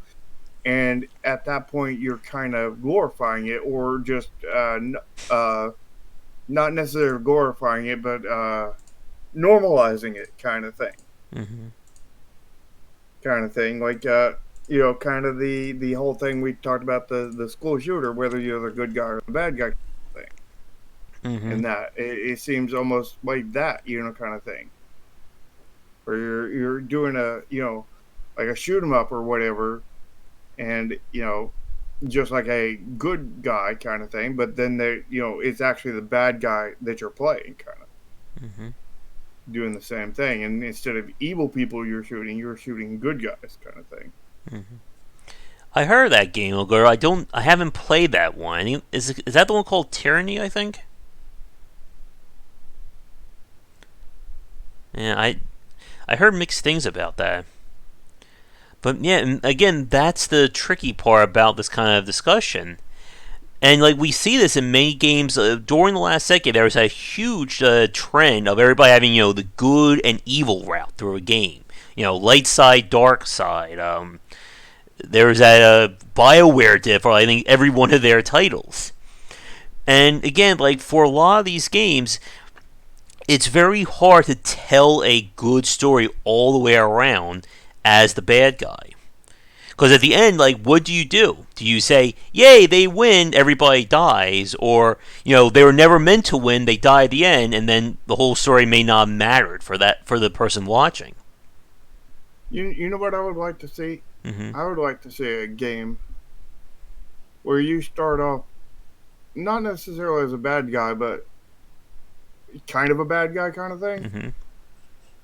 And over the course of the story, you kind of learn, you know, Mm-hmm. that, and you slowly improve yourself and you grow as a character until you grow from the bad guy into the good guy. Mm-hmm. And actually, now thinking about that, there is a game that kind of does that, but it's not with the main character. It's Mm-hmm. one of the main characters, and I wrote it. It's Chromasia. Rocky's kind of a bad guy to begin with. Mm-hmm. He's kind of a racist, a hole to a point, but he's funny as hell. Yeah. And then he eventually grows into accepting that, but like that's not going into the depth that I'm talking about here with Yeah. this idea to where you're it's your main character kind of thing, and you're Mm-hmm. you're you're bad in not just one way, one irrational way. You're bad in many ways, and then you slowly grow, Yeah. kind of thing, and get better and better until you're Mm-hmm. good, kind of Yeah. thing. And Janšvek makes a really good point that for a lot of the games where you're playing as evil, you're always just chaotic evil. You are, the mindless force. You're going to go around, destroy everything, kill everything, and those are the kinds of stories that are very boring. Like going back to Breaking Bad, like I would love to see a video game have a character like similar to Walter White as your protagonist. He's doing bad things, but he's also your point of view at the same time. I think there is a game sort of like that. Hmm. I think it's like a first person game, and like you have like hot plates and all this other stuff where you're making drugs and different chemicals and whatnot, Mm, and then you ship them off in boxes. It's almost a VR game kind of thing, but mm, I don't think it's technically a VR game. yeah. I think my problem, like Draken brought up Overlord, and I think this goes again back to the issue when it comes to a story for when you're playing as quote unquote the bad guy. That they either go one of two ways. You are either going to be the bad guy, but you're still going to end up saving the world anyway, or you're the bad guy and you're just trying to fight an even bigger bad guy. Like, Overlord 2, I don't know if I would agree with you on that one, Dragon. It's been a long time since I played that one, so maybe my memory is failing me on that. But it seemed very much like you're the bad guy, here's the bigger bad guy, you go fight him. Like I like, Actually, yep. I had an idea for that. A game very similar to what I was talking about. Disgaea 1. You played Disgaea 1, haven't you? Yeah. You start off as the Overlord, Mm-hmm. supposedly the bad guy kind of thing. You don't know much about your father kind of thing. You go around, you're doing bad things and whatnot. And bit by bit, the angel Flan kind of Mm-hmm. influences him, Yeah. kind of thing, to get better and better and better until he eventually becomes the hero kind of thing and Mm-hmm. is fighting to, save everybody pretty much kind of Mm-hmm. thing, and, of course, there's many different endings and stuff, many Mm-hmm. different paths kind of thing that stop at a certain point in that growth kind of thing. But it is a story of, Mm-hmm. you start kind of as a bad guy and become the good guy in the end. Yeah. And again, like we said, it's just very hard when you're trying to figure out how these stories end like that in terms of, do you succeed? And as we're talking about in chat, when you're playing as like kind of the bad guy in a lot of these games, if you're just, I think who said, like Draken's point about maybe having more of a lawful evil instead of chaotic evil would be a lot more interesting. But Yeah. like, thank you, I'll for that. But but again, it's very hard. And what we've been discussing in the last 10 minutes have been fantasy evil. Like we haven't even gone right. We haven't gone back to modern or contemporary evil as well, because it's Mm-hmm. very hard to do it when there's a real world analog. Again, Overlord is a game you play as basically Sauron Light. Nobody's going to be able to do that in real life. But like, here's an example. Like, imagine playing a game where you run a pharmaceutical company, and it's your job to screw everyone, like we've seen in real life. Like, that would Mm-hmm. certainly have a lot more weight behind it than, let's say, we're doing the same thing, but it's a fantasy world, and you're making potions, and you're trying to do the exact same gameplay. Because Yeah. at the end of the day, the tone and the message of your game kind of is what people are going to take away from it. I mean, could you just imagine, like, you're trafficking opioids and you're trying to dodge Yeah. the police and you're paying off, all these people to, Mm-hmm. that kind of catch on, so they'll be quiet kind of thing and all Mm-hmm. this kind of thing.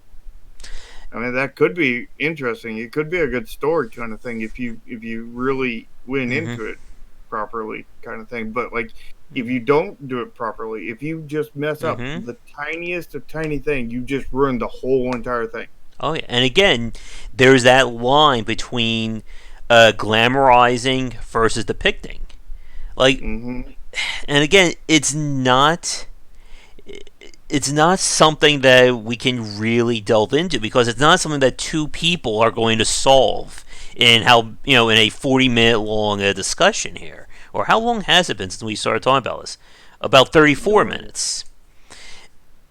But I don't know, like trying to catch up on chat while I'm ranting as well. Yeah, like Draken's point about GTA 5 was only as Trevor. Like, unfortunately I have not played GTA 5 yet. I don't have too much interest in Rockstar's open world games, but I've seen people talk about that game. And again, like when you're trying to relate, well, thank you, Mojo. When you're trying to relate stuff to real world, in a way, you are making a message to that game. Like again, if you're making a video game about, you know, I don't know, if you're trying to make a game about trafficking people in a fantasy world, that has a far different connotation to it if you're doing the exact same gameplay but in a modern day setting. And it I would say it's the same thing, but it's to a point where the message is it, kind of it, like, it well, I mean, you can do the message the mm-hmm, same too. the real difference is in the real world version of that, Mm-hmm. you have to pay very close attention, and it Mm-hmm. has to be done in such Mm-hmm. precision and accuracy, because if you go off a little bit, kind of just a little bit, if you miss the target Mm-hmm. just by a hair, the whole thing explodes. Yeah. Where on the fantasy side of that, you can miss several huge points, and people are willing. They have Mm-hmm. what is it, what is it they say, the something of disbelief, the Suspension. suspension of disbelief. Yeah, but if you're going off of reality, they do not have. Mm-hmm. You So can't you have to say be. it's just a game if Mm-hmm. you're, in the real world doing this kind of stuff. Mm-hmm. So, So you have to be on your A game if you're doing real world kind of thing, and you have to just mm-hmm. hit it perfectly. Where if it's a fantasy world, you have the suspension of disbelief that will carry you to a certain point, kind of. Yeah. But, And that's one of the main things I counted on for Chromasia. I tried to cover all of my, mm-hmm. cross my T's, dot my I's kind of thing on everything. Well, as if I was doing a real life game kind of thing, but doing the fantasy with the suspension of disbelief to help cover any kind of things I let up on kind of Mm-hmm. thing, and you know Mm-hmm.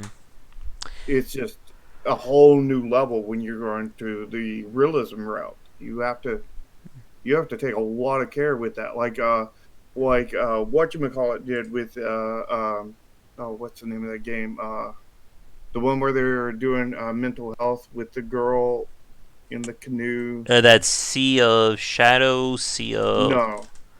No, no, not that one. The one that was Mm, everywhere, the like double A game. I don't know. Everybody's every you basically every YouTuber made a video on it Mm. about, I don't know, 6 months, a year ago, something like that. It's going to be really stupid when we found the name for it. Uh, uh, uh, I know I've got it somewhere here. Let's see. I think somebody may have talked about it. Oh, it's Submerged? Is that it? no. She was like hallucinating and seeing things. That Hellblade Sensua. Yes. Okay. Yes. Sin and sacrifice. Okay, yeah, I haven't played that one, but yeah, I have heard about it. Yeah, Mm-hmm. that one. Like they took a real world approach for the most part, kind of Mm-hmm. thing, and they covered the topic quite well. They did a really good job on it, kind of thing. Mm-hmm. All right. So here is my final question, or here's our final point, and then we're going to end things for this week because it is getting a little bit on the long side. So for you, Shark, like as we've said, when we talk about stuff in the modern day era, a lot of games could have done, or they should have done, far better in terms of these explanations. Do you think, like going forward, that developers should either go further in terms of these kinds of things, or should they just ignore the real world or ignore, I guess, realism in this regard? I think that if they're going to base it on realism, they should base it on realism, kind of thing. They should definitely go into that kind of thing. Where if they're based on a fantasy, they should do pretty much whatever they want, kind of thing. Mm-hmm. Just make your message and get it out there good and clear. Don't make anything that just capitalizes on tragedy or anything like that. Mm-hmm. But pretty much go wild if you're going fantasy. If you're basing it on the real, base it on the real. Don't base it on fantasy when you're basing it on real. I think there was no women in one of the old war wars with mech arms. You know what I mean, on the front lines. There was definitely women in the war. Mm-hmm. I don't think any were on the front line. There might have been a few that were. And I know for a fact, 100% fact, none of them had mech arms. You know, either base it on fantasy or base it on realism, not both. Mm-hmm. I mean, you can put realistic aspects into a fantasy Oh game, yeah. but you know, that's not basing it on realism. That's just putting realistic aspects. Mm-hmm. But don't base it on both kind of thing.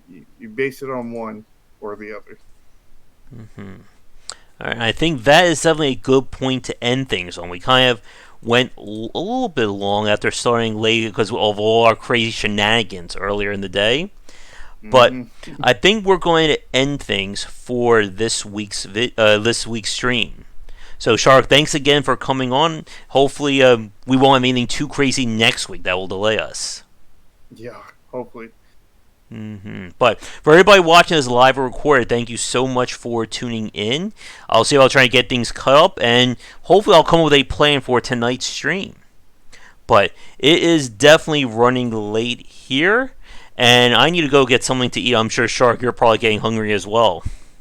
I ate during the tornado. Uh, I wasn't so lucky, and hopefully I have no poison ivy spread on me. But um, everybody who is new, be sure to check out our Discord channel and Patreon link down below. I'll be back later tonight for our regular game stream, and we'll have another live show next Sunday, hopefully around 3:34 p.m. on our regular time. But that is going to do it. So everybody, have a great evening. Oh, before I forget, Shark, do you want to plug any updates for Chromasia or Project Triad? Nothing really new. Just we're working on stuff. I'm in the process of hiring a new artist.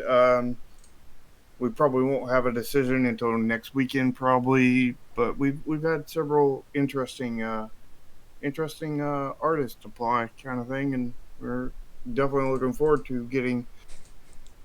I wouldn't say AAA quality artwork, but as close as we can to AAA. Yes, hiring as in paid.